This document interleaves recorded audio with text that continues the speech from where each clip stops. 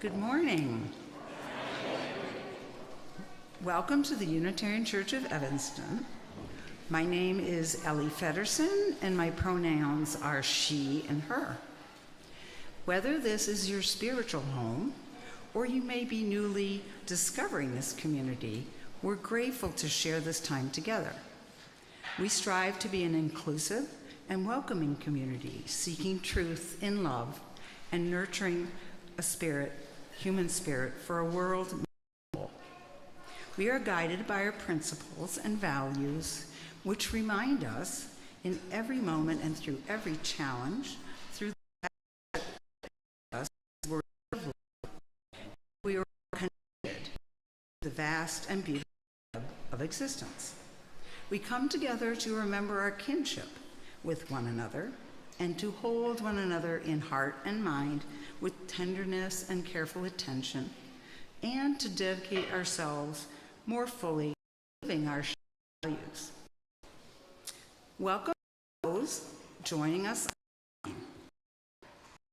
Hope you have your glasses ready. People of all ages are welcome. An important part of our community. Us to have the children in the sanctuary first half. Today, they're in the service for the entire time because it's a family community service. This is the in our designated area for families with young children, where we have toys and activities, and a kid-friendly order of service, and little chalices. Nursery is available every Sunday in room 11 in the lower level. You can access via the stairs in the back of the sanctuary. As part of being a welcoming, inclusive community, we have some information that's posted on the screen that will help orient you to UCE and our service.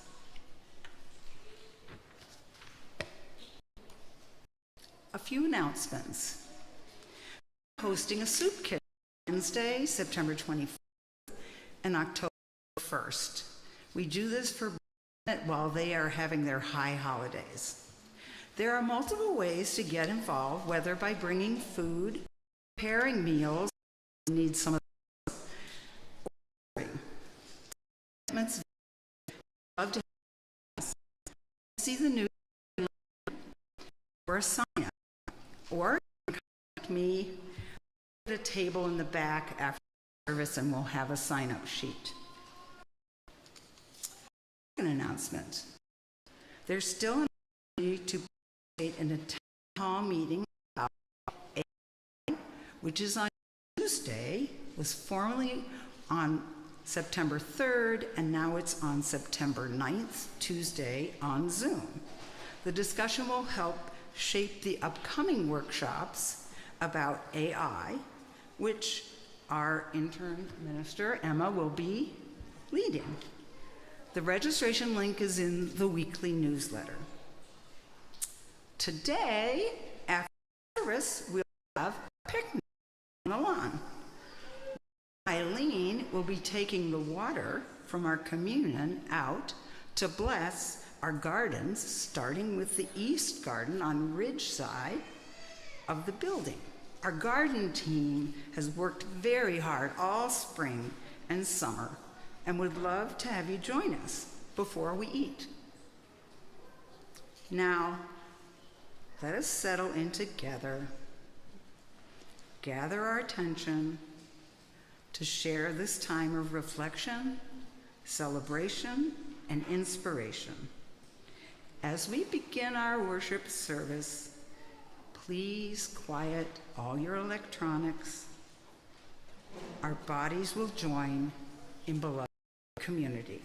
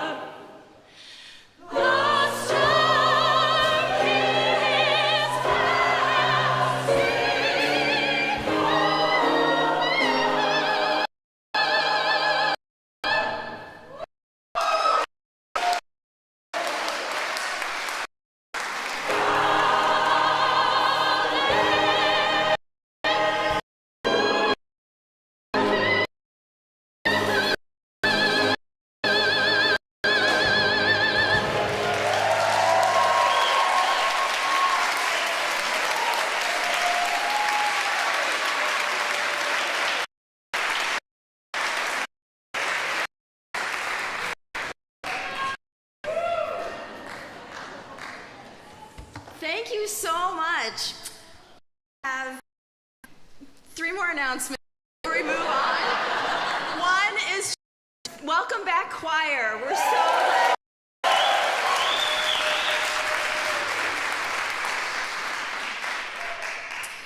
The other is for our parents and guardians. You're invited to register children and youth here at one of the program tables at the back cafe after the service, and then meet at one of the tables on the south lawn. It was chilly when I got here, so I don't know how much south lawning we're going to be doing, but there are tables on the south lawn for folks to meet up at. And the last one is you're invited to join the UCE team or support them with a donation as they walk the red line. Saturday, 13th. This is not the train line. This rather is the historic red-lined area in Evanston. An open community is having a Walk the Red Line to raise funds for fair housing and to educate us on that part of our history. And I invite you to learn more about our history. I'm going to read our land acknowledgement, but to learn about wherever you live or work and hear those places that are integral to your life. The Unitarian Church of Evanston resides on the traditional homeland of the Ojibwe, Odawa, and the Potawatomi. Once used by Northern tribes who shared the Algonquin culture and language, by 1760, Potawatomi villages populated this area.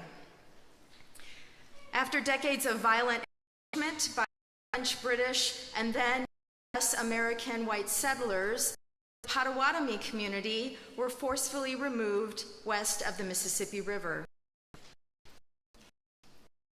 We also have networks of people, African American ancestors, who built our country's culture and economy, forced on them to live and say the We acknowledge the impacts of the intentional violence of enslavement, theft of labor, and exploitation, which echo through the generations and remain a reality today.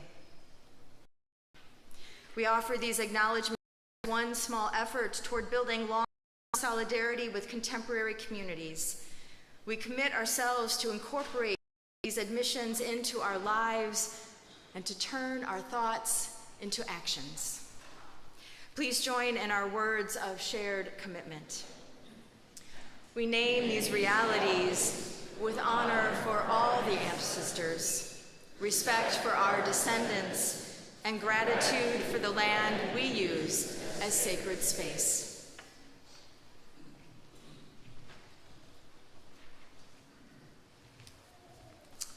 Rob Geiger and Barbara Butts brought the flowers today in honor of the 40th anniversary of their first date, which was after a Sunday service in 1985.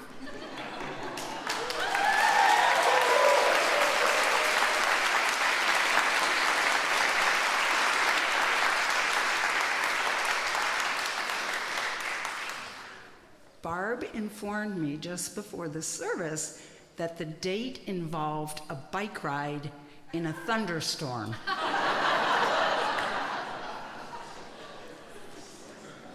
As they light our chalice, symbol of our living tradition, please join in saying the words on the screen by Katie Savani Gelfond.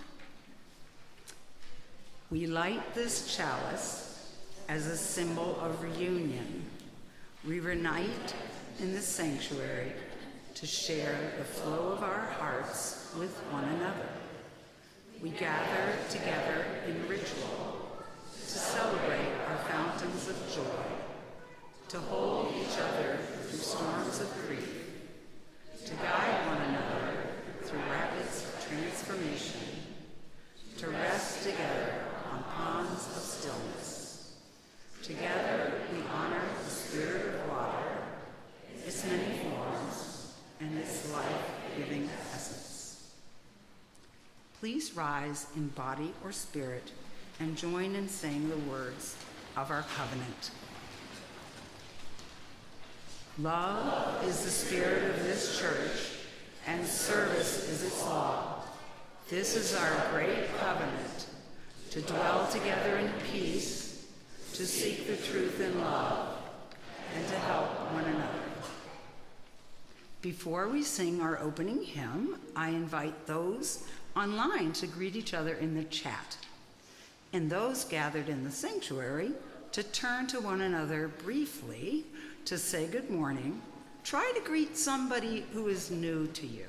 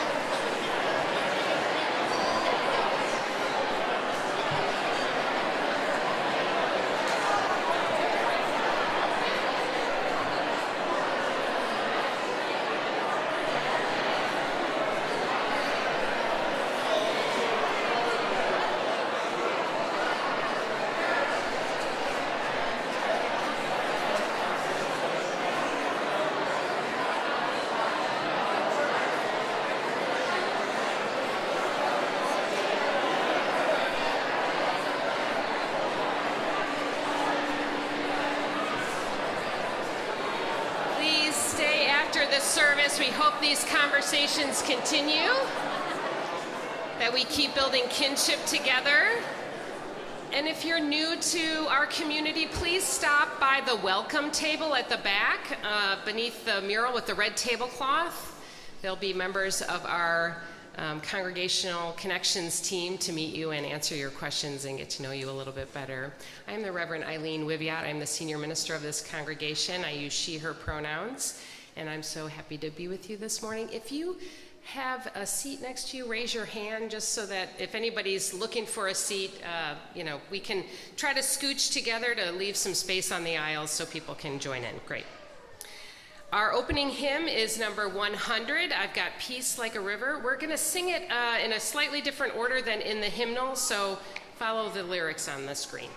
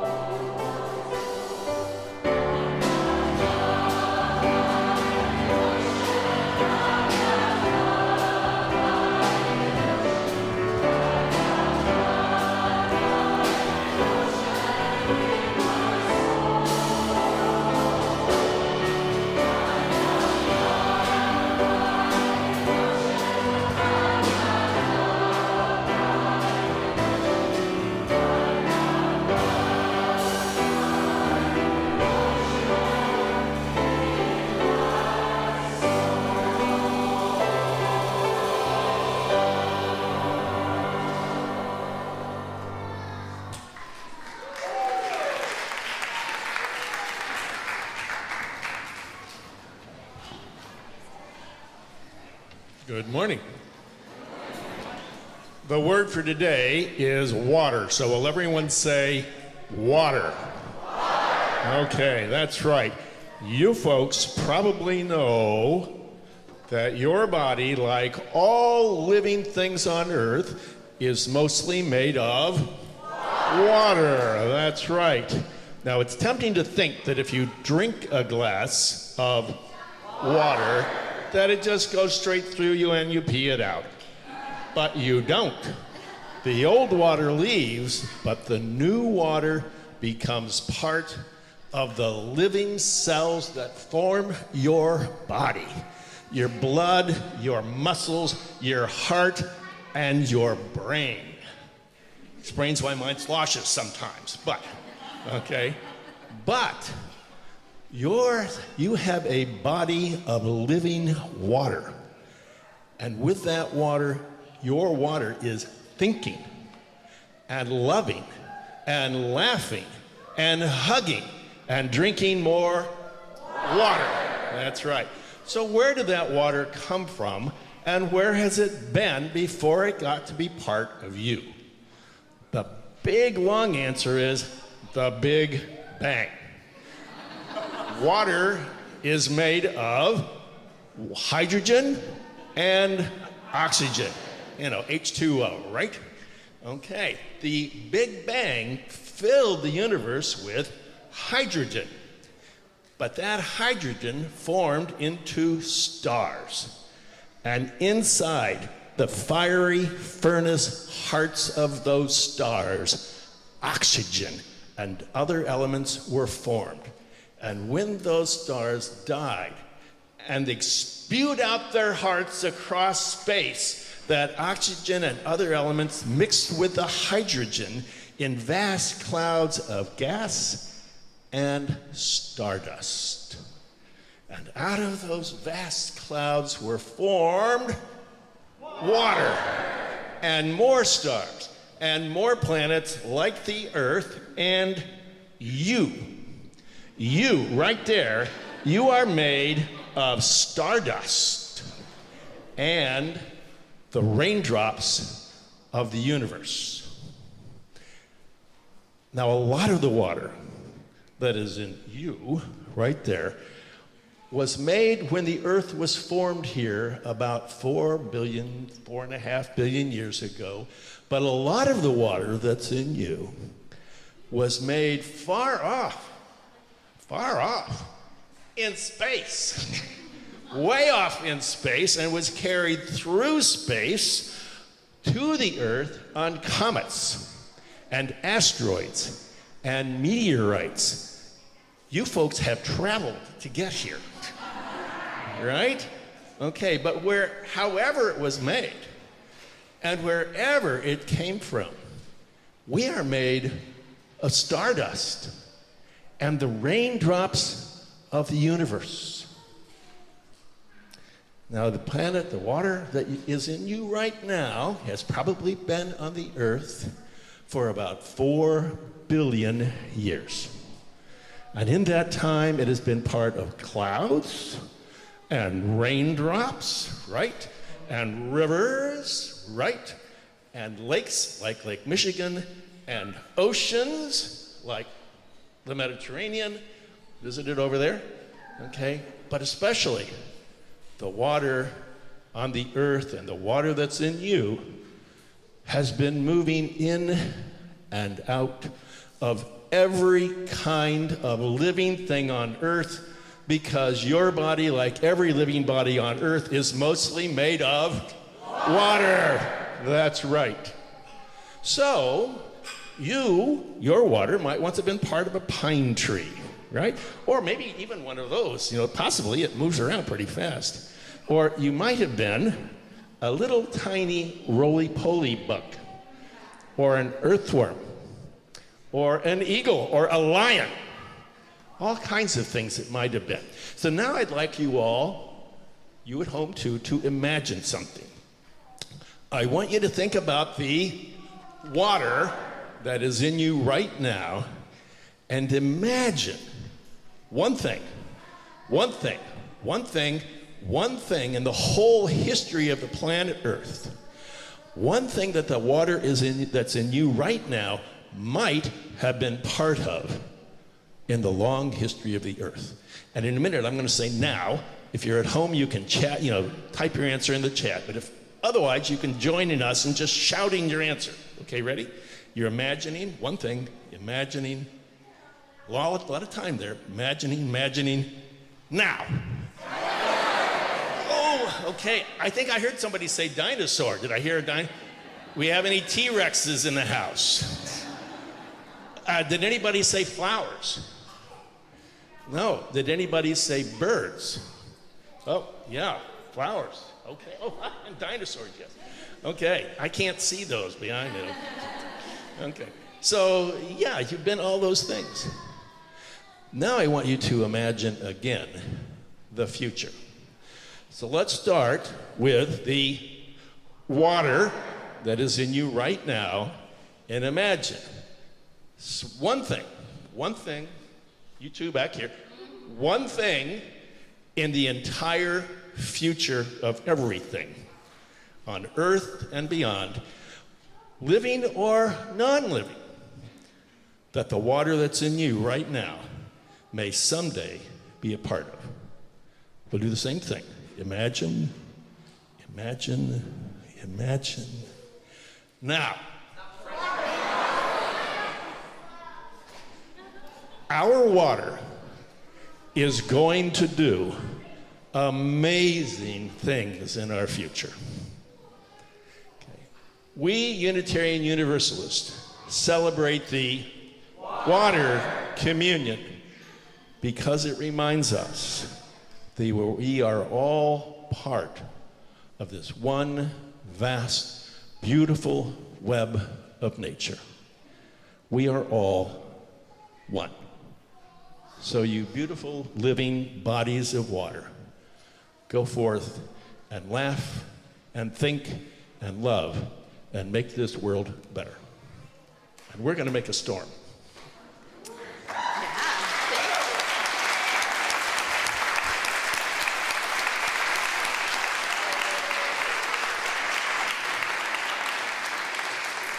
And because we are all one, nourished, made of, and connected through water, we're going to make a rainstorm. And together we will embody the healing and replenishing power of rain. Vickie and I will lead you and the choir through the movements. So you're going to watch me, you're going to listen to the choir, you're going to feel the movements. I invite you to stand up if you want to, remain seating if you want to. And we're going to feel the storm as it builds slowly, slower than you might anticipate, as it passes over us, and then as it ebbs. So follow along and soak it all in.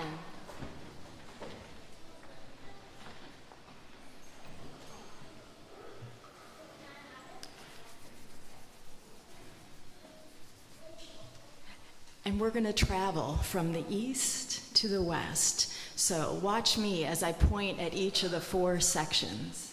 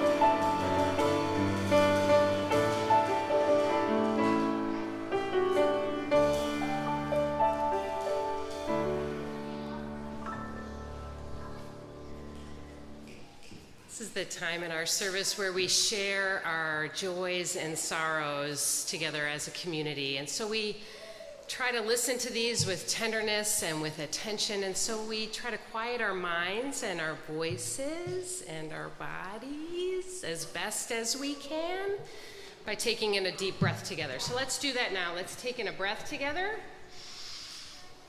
and let it out. Because we have so much energy, let's take in another breath together and breathe out. Thank you. Nice. We have a lot of joys and sorrows to share today. And if you want to share one in a service upcoming, please email me or Reverend Susan, fill out the form on the homepage of our website, or write it in this book that's found at the door just as you enter the sanctuary. Our joys and sorrows today include these. Sarah Devaney offers thanks to everyone who came to her 40th birthday celebration yesterday. It was truly special. Happy birthday again, Sarah.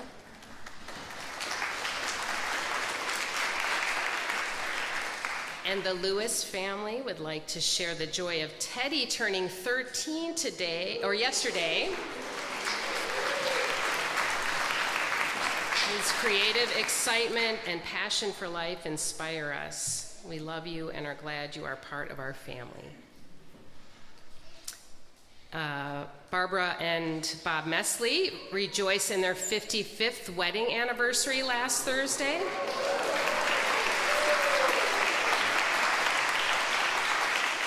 Say we're so grateful for the wonderful life that we built together, and thank you to UC and all of you for becoming such an important part of that life. From Robert and Jill Moore, it is both our joy and our concern to share that our son Alex will be competing on Survivor 49. Our joy is how Alex pursues his dreams with gusto, but our concern is how he may be portrayed on the show. Real. We will be holding our breath to see how it unfolds. The season starts September 24th on CBS. Mary Dudek shares a concern and gratitude. I'm so grateful for how our congregation has been showing up in so many ways to create more love and justice in these difficult times. Let's keep moving forward together. Jean Butson shares that we are so excited to announce that Jim Strickler signed a contract with McFarland Publishers for his book. So exciting. So look for his book to be sold in about 18 months. That's how long it takes. Yeah, very exciting. I know you've been working a long time, Jim. A mixed joy and sorrow from someone who chose to not say their name, but my new job keeps me in town and near my family whom I love. It also keeps me from a fiance who I will miss while we are long distance. Yeah. A joy from Stephen Baxa. I'm happy to share that after months of hard work, we as postdocs and research associates at Northwestern University have voted overwhelmingly to unionize, with 97.5% voting yes.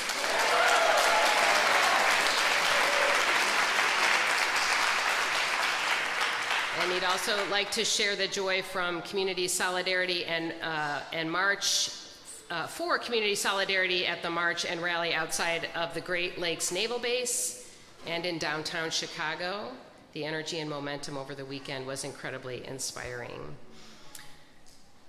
From Curtis Evans, Joseph McNeil, one of 4 students who staged a sit-in at a segregated Woolworth lunch counter, has passed away yesterday. And Lena Hilko shares that while there are many sorrows, one that feels deep is the change of name from the Department of Defense to the Department of War. Words really do matter. Lynn Allen shares that he is mourning a friend of 68 years, Christopher Schilek. He was his oldest and dearest friend and was remembered lovingly as a sweet and gentle man. And finally, from Joan Retzloff, she writes, my sister died at Glenbrook Hospital this week after many years of increasingly difficult health problems. I had a vision of her after her death with a big grin on her face saying, I'm free. I think that she will be best remembered for her love of family and of her Polish heritage, her amazing musical gifts as a violinist, her generosity and love of animals, and her never-ending quest for the best food possible. She had many talents and interests which she nurtured through travel and study and teaching for many years, and many were enriched by knowing her. She was my older sister, and sometimes it was a difficult relationship, but we loved each other in our own way very much. Sharing these concerns of the heart is part of the practice of beloved community. Together we expand our celebrations and we lessen the burden of our grief. Please know that you are held in care beyond this moment and this place. And if you need support from one of our ministers or the pastoral care team, please do not hesitate to reach out to me at any time. Because our service is very full today, you are invited to light a candle or drop a stone in the well of tears that are found either at this table in the front or at the side tables at any point during the service that you feel moved. You might do that after we do our water communion stations, stop by there, or again at any time. For now, let us say together these words of affirmation. For these joys, we give our thanks, and for these sorrows, we give our love. And let us join in the spirit of prayer and meditation. Source of love, spirit of life, we breathe together knowing our oneness with you and with all things. We breathe in together to inspire one another to be our full and authentic selves, courageous, loving, generous, honest. We breathe out together to aspire toward the actions and words of our values of justice and liberation for all beings everywhere. We breathe in and out together to conspire toward dismantling the systems of abusive power and evil that are on the march. We conspire together to resist and to revolutionize the world toward greater peace, freedom, and love, a love more powerful than the false idols of oppression and dominance. As we struggle and strive, as we seek peace and joy, may we remember that we are never truly alone. May we each and all find strength, courage, and mutual power together, and may we use the collective power we possess to make the world more whole. May the hearts and minds of those who are perpetrating hate be transformed by love. May those who are being targeted be safe and free. May all beings everywhere be well. Amen, and blessed be.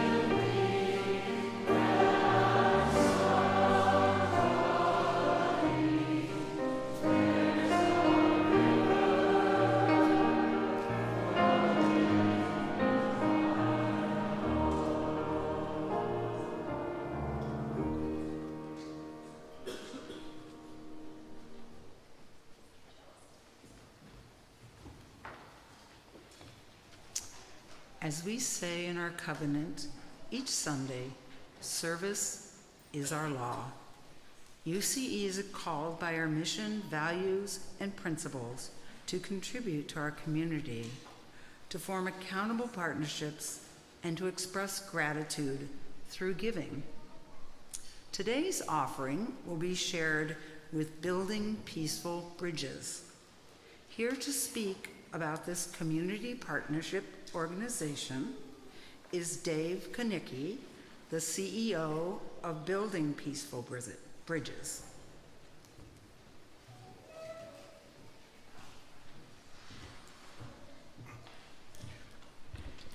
Well, thank you so much. First, let me say, this is my first time joining a service with you all, and I'm in complete awe. Quite frankly, honestly, you all do community the right way.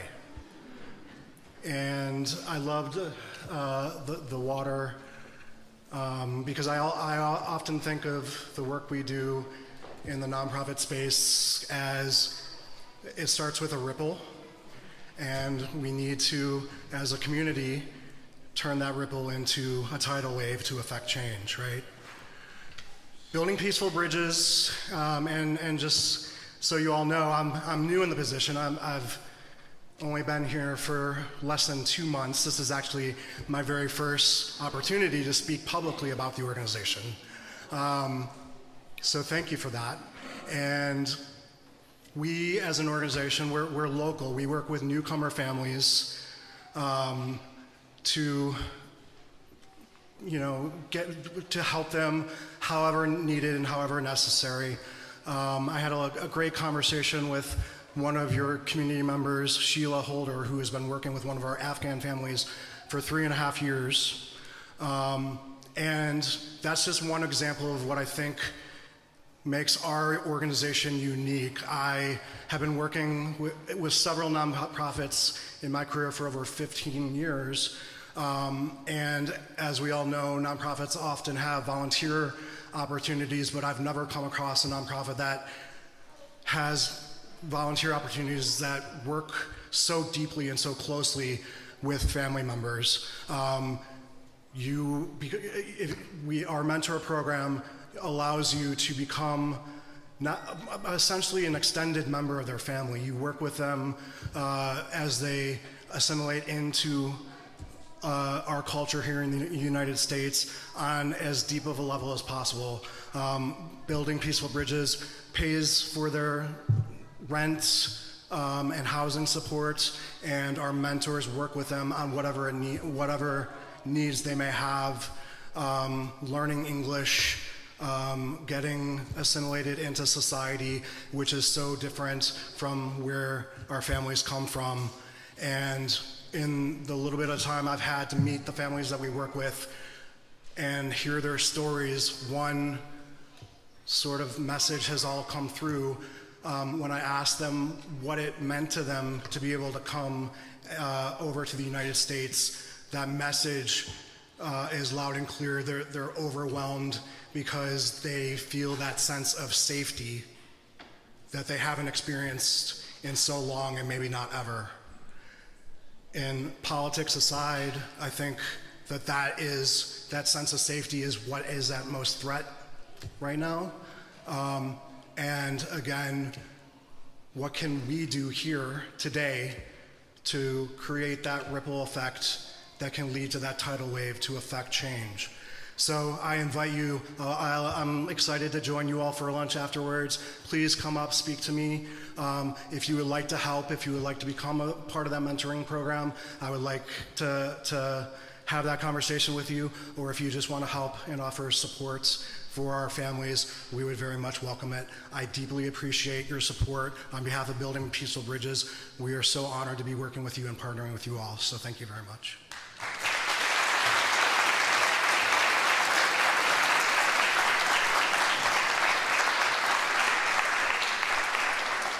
Thank you, Dave.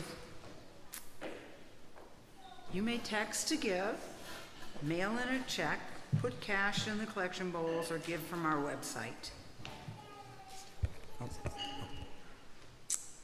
The texting information is right there. Cash in the collection bowls, mail in a check. If you write a check, please indicate in the memo line whether it is for the shared offering or some other giving. The ushers will now come forward to pass the collection bowls.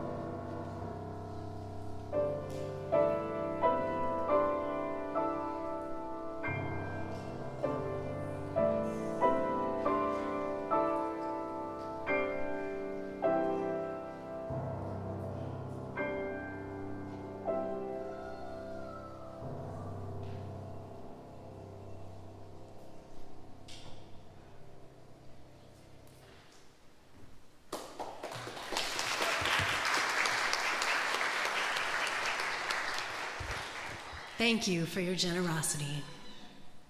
The reading this morning is about the history of the very first water communion. In 1975, a Unitarian Universalist named Lucille Shuck Longview traveled from her home congregation in Lexington, Massachusetts, to Mexico City as a UU delegate of the United Nations Women's Year Assembly. This was a huge meeting where people talked about women's rights and how to make the world more fair. When she came home, Lucille realized something important. Even in churches, even in her own beloved Unitarian Universalist faith, women's voices weren't always listened to. So Lucille spoke up. She worked with other UUs to create something called the Women and Religion Resolution to take a deep look at the words and ideas we use in our congregations and make sure everyone is included. The resolution was passed by the 1977 General Assembly, and for the next few years, people worked to change our faith's traditions' language to be more inclusive of women and to lift up and address the care of Mother Earth as a religious priority.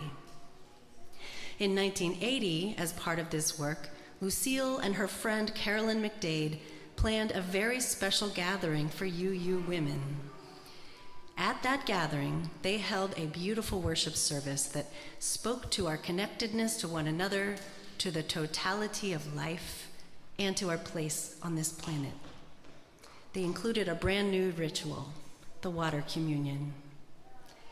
Each woman brought a little bit of water from somewhere special, maybe from a river near her home, or a place she had traveled, or even her kitchen sink. One by one, the women stood in a circle and poured their water into a big bowl. As they poured, they shared the stories of where their water came from and why it mattered to them. The women recognized water as a powerful symbol coming from many different places, just as they did. But when they poured their water together, it became one. Just like them, many voices, but one strong community. The first water communion helped inspire big changes in the UU faith, like updating our UU principles to use more welcoming language and to remind us to care for the earth. And today, UU congregations all over the world celebrate water communion as a way to feel connected to each other, to our faith, and to the earth.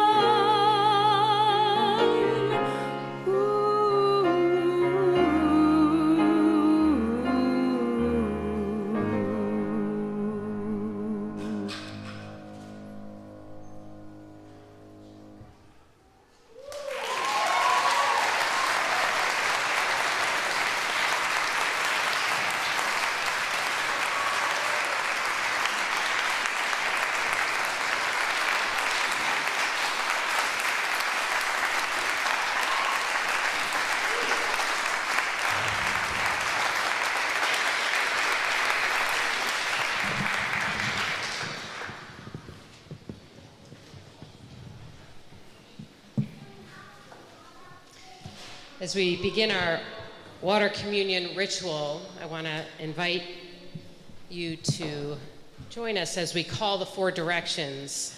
You may want to rise and face the direction as we name it, if you feel so moved.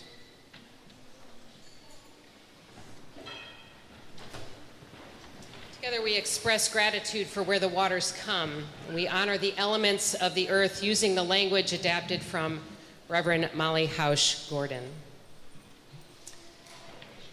We gather in gratitude waters from the north, where the earth cradles life. We gather tenderly like drops of dew on a leaf of grass, hopefully like raindrops in a cloud, gleefully like water rushing in a stream to the sea, deeply like groundwater pulled up from a well.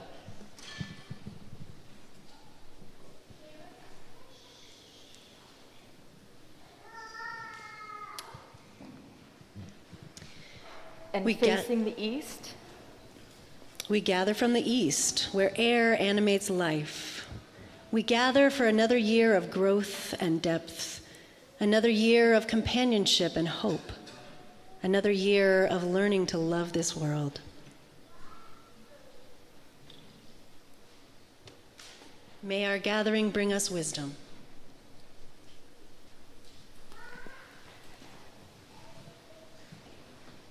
To the south, we gather from the south where heat energizes life. We humble ourselves before the power of the elements, before the care of the indigenous water protectors, caring for the elements of the world across continents and oceans, despite the terror of politics and capitalism.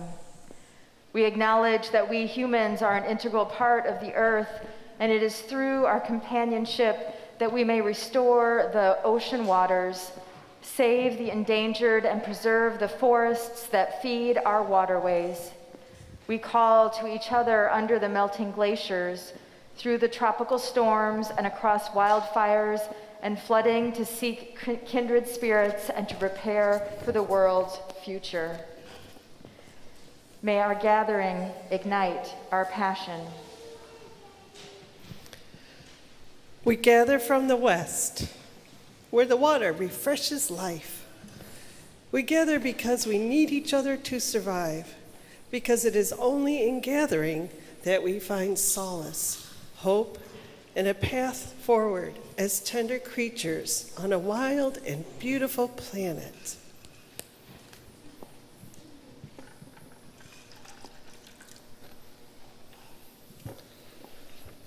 May our gathering awaken our intuition. We gather in this space where the source of love uplifts our lives. We bring water from our travels, from vast oceans and small ponds, from mountain waterfalls and wide rivers. From every place our souls have been refreshed. We bring water from our homes, our faucets and rain barrels, our precious Lake Michigan, from every place our souls have been nourished. We bring water from every place our souls have been awakened. May these waters remind us of the elements of the world in need of our companionship. Remind us to care for the water, the trees, and for each other.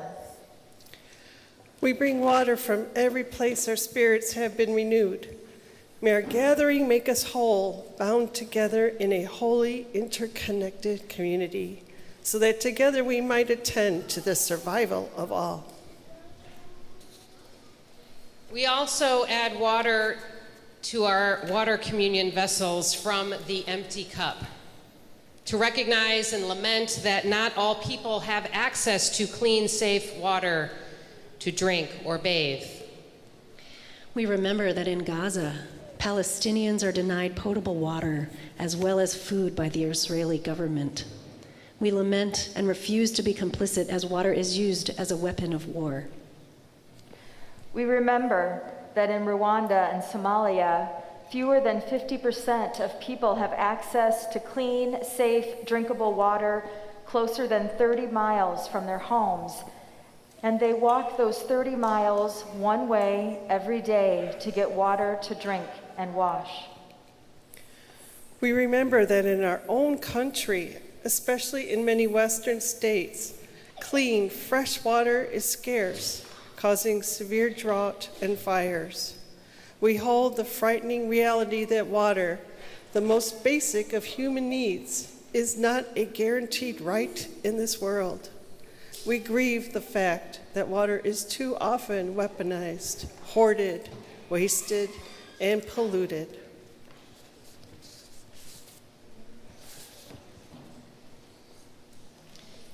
You may be seated for a moment. We call this Ingathering because this is a time of gathering in and resetting our intentions as a community. Together, we look toward the coming seasons of waning, then waxing light, considering how we will live our mission and purpose, of how we will welcome in each other and reach out beyond this space to create deeper connections and greater possibilities. We call this water communion, as our forebears did, because it is a time to honor the blessings of water, knowing our lives and all lives depend on it, as Bob so beautifully reminded us today. We call this moment sacred as a way of reminding ourselves of the need to share and protect life. This blessing is not theoretical. This is no empty ritual. We are in a moment when we need to call on every source of strength and courage we can find in this place and among these people. We know we are stronger together, more committed together, and more fortified together for the work of growing love, justice, equity, transformation, generosity, pluralism in the world. The world needs all of us to be fully who we are, living our values fully and encouraging one another fully in community. As water is used in many faith traditions to bless, purify, renew, and rejuvenate, we will use water to bless one another with the care and connection of beloved community. Beloved community, which leaves no one out, strives to welcome all and recognizes every soul as worthy of love. In our Unitarian Universalist tradition, we hold faith that humanity has the power, each one of us has the power and authority to be a blessing to one another, to the community, and to the world. In our religious tradition, blessings do not come from on high, nor are they bestowed on ordained clergy alone. Each of us is responsible to and for each other, to care for ourselves and give of ourselves as fully as we are able, to be fortified in spirit so as to tend to the well-being of all. And so we engage in our water communion. As we engage in our water communion, you will be invited to receive and pass along blessings to one another, blessings of belonging and of the healing collective power of transforming love. I invite Reverend Susan to come forward. In a few moments, I will call members of the Board of Trustees who are present to come forward to one of the 4 stations around. The Board of Trustees members are Wa Vascott, Kara Beskin, Elaine Siegel, Melanie Kitchener, Forrest Marie Peters-Linzel, Peg Bocard, Michael Drennan, Allie Hunter, and Sally Parsons. And Dana Dean is the board secretary, and CJ Presto is the treasurer. These are the people that we have entrusted to lead the congregation with their caring commitment, open-heartedness, and creativity of spirit. We are grateful to them for the ways that they have and will continue to serve the congregation by listening, visioning, and leading with love. And so in a few minutes, when I invite the board to come forward, they will go to one of the 4 stations around the room to receive a blessing from one of us. We begin by pouring fresh water from the pitcher over our hands together.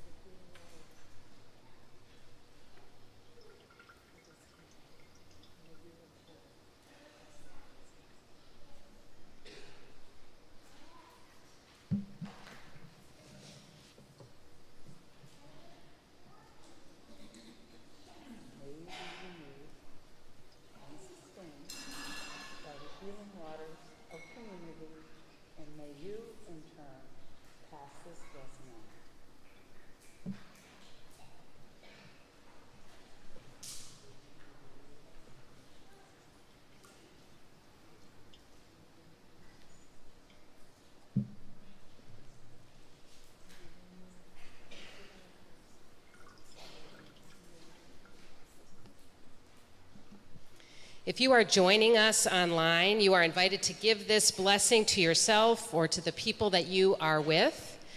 Pouring water on your hand as you say the blessing, may you be renewed by the healing waters of community, and may you in turn pass this blessing on. For those in the sanctuary, the person who has been blessed will then move to the bowl and pour the water from the pitcher over their hands with the next person in line as you bless them. We'll help you out. We'll guide you along the way.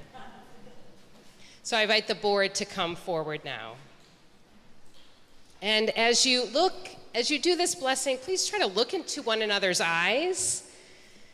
Whether this is someone in your family or a friend or someone you are just meeting today, be present to each other for this moment. Know that each of us has the power and the love and the beauty within us to be a blessing to one another, and that each of us is deserving of receiving such a blessing. And if you happen to bring water in a little vial or something, please pour it into the bowl, but remember to pour the water from the pitcher, the clean water from the pitcher, over your hands as you bless each other. And then later, we will save some of the water for child dedications later in the year, and some of it we will take out to the yard to bless our grounds, starting with our east garden. As Gregory begins to play softly, the board members are here, and then followed by the rest of the congregation. Just find a spot near you.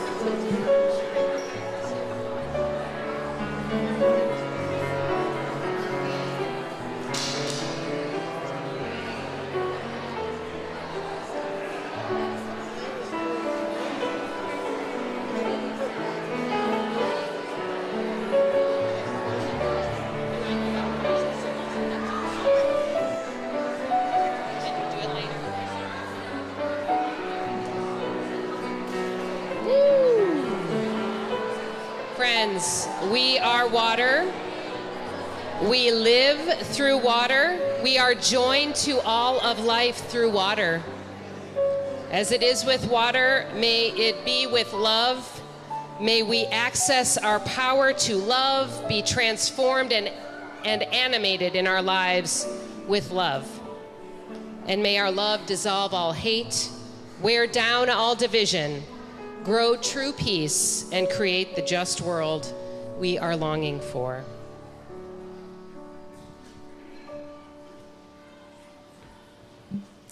As we extinguish the chalice, please join in saying the words on the screen by Reverend Elizabeth Sell Jones.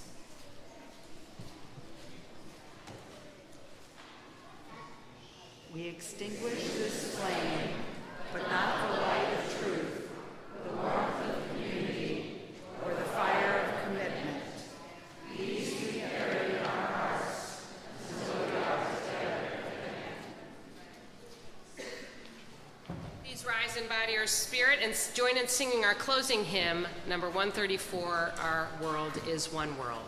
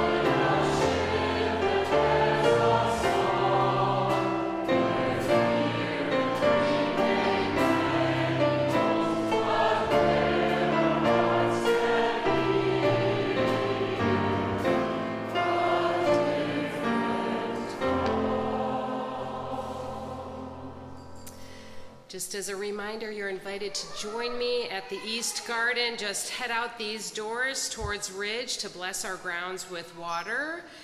And for our potluck, I invite those who have mobility issues or young children to go and line up on the west wall, right under that banner, right next to the doors first. Let those folks go first. Let us go, friends and companions, out into this world, showing up awake and alert, never giving up on the possibility of love to heal and restore our weary souls. May all things be made new again through the beloved community we are building. Go making peace, beloveds. Amen.